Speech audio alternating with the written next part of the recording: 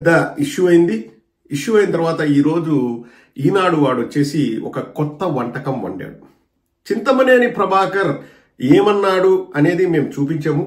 దాని తర్వాత అదే విషయం పైన చింతమనేని ప్రభాకర్ రియాక్షన్ ఒక్కసారి వినండి.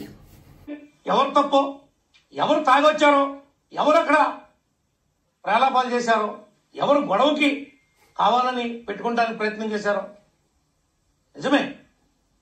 కారటం పెడితే దుర్భాషలాడా తప్పని పరిస్థితుల్లో ఎందుకు అనాల్సి వచ్చింది అంటే, నువ్వు కారటం పెట్టించి నువ్వు గొడవకు పిలుస్తుంటే అబ్బాయా నువ్వు కాబట్టి మగవాడు రా, నువ్వు పెళ్లి కాడి వెళ్ళిపోయిన తర్వాత నేను వెళ్తాను. కారు అడ్డం పెడితే దుర్భాషలు ఆడాడంట, ఆడాల్సిన పరిస్థితి వచ్చాడంట. నువ్వు తప్పు చేయడం లేదు అని నీకు అనిపిస్తే ఎవడో మీ వాడు వచ్చేసి అక్కడ ఎవడో రికార్డింగ్ చేసేవాడిని ఆపమని ఎందుకు చెప్తారు? నువ్వు ఒక ఎమ్మెల్యేగా నువ్వు మంచి పని చేస్తుంటే ఆపమని ఎందుకు అక్కడ వచ్చేసి కెమెరాని పక్కకి పడేశారు మీ వాళ్ళు? అక్కడే తెలిసిపోవట్లేదా చింతమనేని?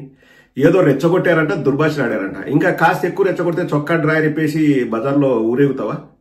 ఇంకా ఎక్కువ రెచ్చగొడితే కత్తులు లేకపోతే తుపాకులు తీసుకొని వాళ్ళ ఇంటి మీదకి దండయాత్రకు పోతావా? నువ్వు ఒక ఎమ్మెల్యే అన్న విషయం మర్చిపోయి సిగ్గు లేకోకుండా చేసినది కాక మళ్ళా దాన్ని సమర్థించుకోవడం. నేను దుర్భాషలు ఆడా ఎందుకంటే ఆడ పరిస్థితి అంటే వాళ్ళు రెచ్చగొట్టారంట. సిగ్గుండాలా?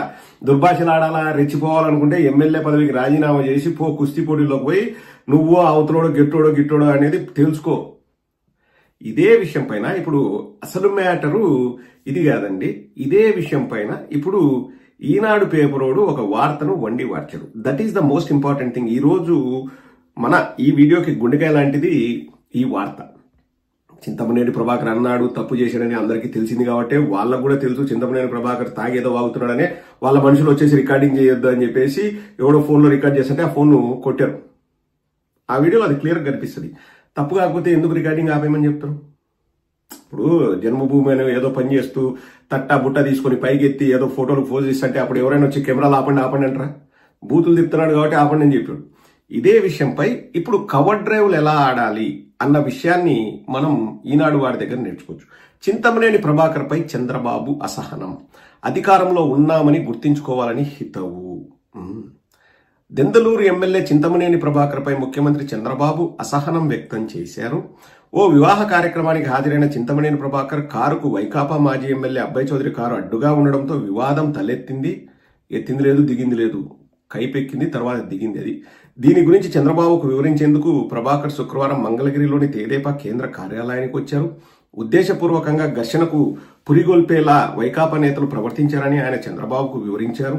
చింతమనేని దుర్భాషలాడిన వీడియో సామాజిక మాధ్యమాల్లో ప్రచారం కావడం గురించి చంద్రబాబు ఒకంత అసహనం వ్యక్తం చేశాడు. అంటే ఈనాడుని పక్కన పెట్టుకుని అసహనం వ్యక్తం చేసినంత ఇదిగా కవర్ డ్రైవ్ ఉంటాయి. అంటే తకటిమి తకిటలు ఉంటాయి. మనం అధికారంలో ఉన్నామని గుర్తించుకోండి, సహనంతో వ్యవహరించండి. వాట్ యామ్ ఐ సేయింగ్, మీరు ఇలా మాట్లాడితే ఎలా అని అక్షింతలు వేశారు. ఒకంత అసహనం, అక్షింతలు వేశారు.